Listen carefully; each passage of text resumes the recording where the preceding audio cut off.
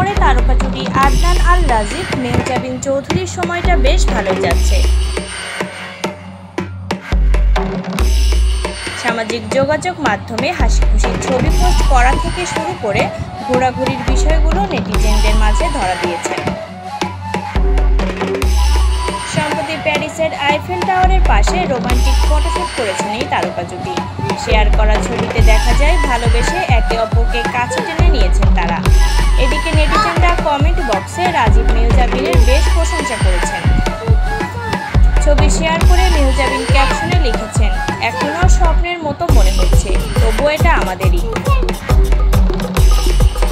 ভালোবাসার শহরে যেখানে প্রতিটি রাস্তা ভালোবাসার গল্প বলে, আমি আল্লাহর কাছে শুকরিয়া আদায় করি তিনি আমাদের গল্পটা এমনভাবে লিখেছেন। তার কথাই তোমার পাশে শান্ত সকালের জন্য, প্যারিসের ছাদে প্রতিধ্বনিত হাসির জন্য, আর সেই বন্ধনের জন্য যা সময়ের সাথে আরও গভীর হয়। তুমি আমার প্রার্থনার উত্তর এই ক্ষণস্থায়ী পৃথিবীতে। প্রসঙ্গত, মেহজাবিন চৌধুরী 2009 সালে লাক্স চ্যানেল আই সুপারস্টার থেকে বিজয়ী হয়ে মিডিয়া জগতে আসেন। বর্তমানে তিনি বিভিন্ন টিভি বিজ্ঞাপন ও নাটকে নিয়মিত অভিনয় করছেন।